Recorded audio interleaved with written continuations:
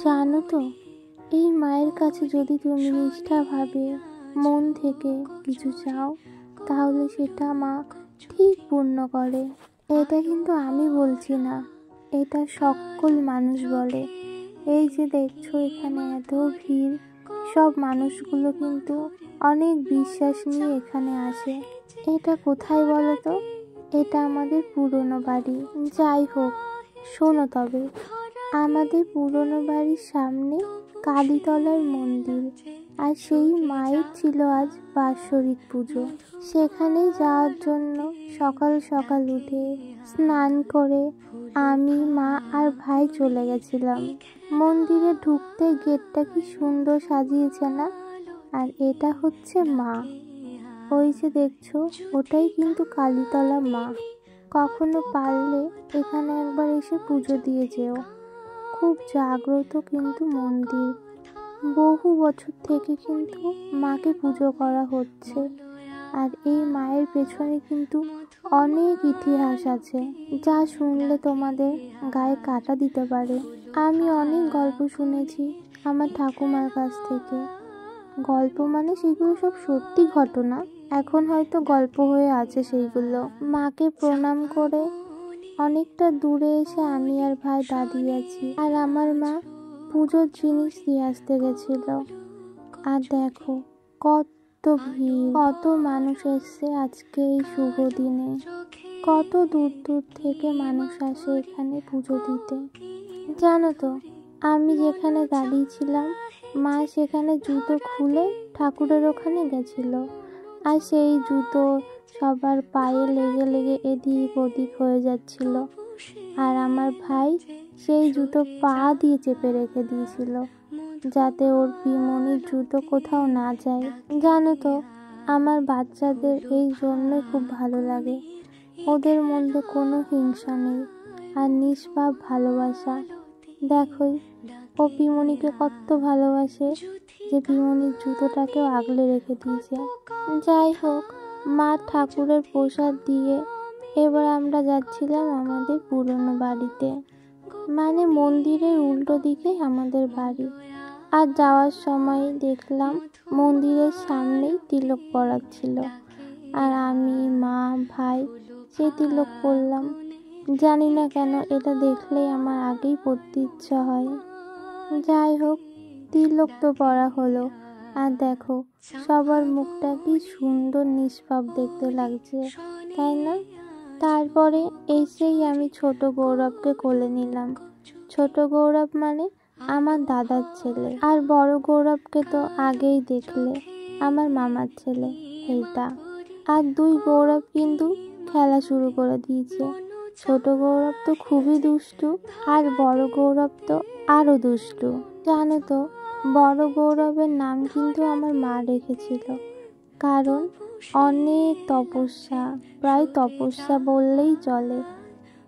অনেক তপস্যার পরে ও হয়েছিল। ও হওয়ার পরে তো আমার মায়ের কোনো খুশির শেষই ছিল না, আর তখনই নাম রেখেছিল যে ওর নাম হবে গৌরব, আমাদের গৌরব। আমার বোন আবার ভিডিও কল করলো আর সবাইকে দেখতে চাইছিল। ও তো আসতে পারিনি, ও ছিল শ্বশুর বাড়িতে। শ্বশুর বাড়িতে ছিল বলে আসতে পারিনি এটা কিন্তু না, ওরা 2-3 দিন হয়েছে ঘুরে এসছে, সিমলা, মানালি, পাঞ্জাব, অনেক জায়গা থেকে। তো ওদের অনেক দিনের জার্নি ছিল, ওই জন্য আর মা তেমন আসতে বলেনি জোর করে। সকালে ও তো শুনে কান্নায় শুরু করে দিয়েছিল যে এখন আমাকে পর করে দিয়েছো। কিন্তু ও এটাই বোঝে না যে ও আমাদের থেকে কখনো পর হবে না, এটা হতেই পারে না। আর এখানে কালীতলা মন্দিরে কিন্তু হরিনাম হচ্ছিল, আর এই গানটা বলার মতন না। উনি যে এত সুন্দর গান করে, মানে যে কেউ তার গান শুনতে বসে যাবে। তারপরে আমরা ঘুরতে বেরিয়েছিলাম এই বাঙরের দিকে। বাঙর বা বাউর, কিন্তু আমরা কিন্তু এটাকে বাঙরই বলি। সন্ধে হয়ে গেছিল, সূর্য ডুবে গেছিল।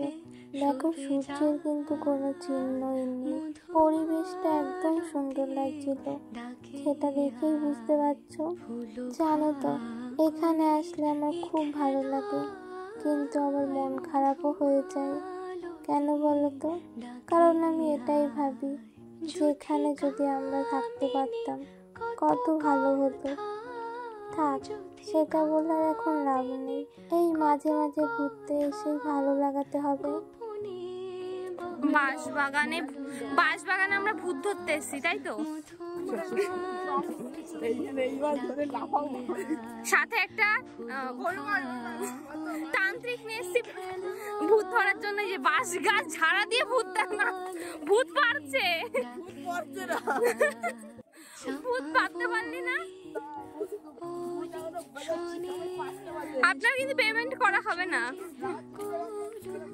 ওই সময় আপনি একা আসবেন। আমি বলেছিলাম রাত 2টার সময় আসো। ওই সময় আপনি একা আসবেন, আমরা কেউ আসবো না। তান্ত্রিক কিন্তু নিজেই ভয় পায়, সেটা বলতে পারছে না। এই বাঁশবাগানটা কেমন ভয়ঙ্কর সুন্দর, তাই না? ভয়ও লাগছে, সুন্দরও লাগছে। আমরা কিন্তু আসার সময় এই দিক দিয়ে আসিনি, এসেছিলাম একদম সামনে থেকে। আর এই লাস্টের দিক থেকে মারতে আসে না ফুল পাততে আসে বুঝতে পারছি না গাইস।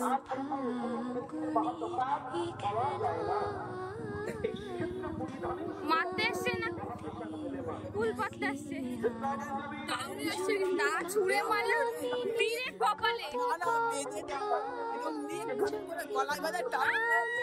গলায় কেটে পড়ে যাবে। ঠাকুমা একটু কষ্ট করে আনলো, ফুল পারবে, দাঁড়া ফুল তো খেয়ে যাবো। এইটা একটা মজার ঘটনা হয়েছে। এই কুল গাছটা দেখে আমরা নিচ থেকে কুল কুড়াচ্ছিলাম, আর তখন ঠাকুমাটা দেখে বলল, দাঁড়া আমি আসছি।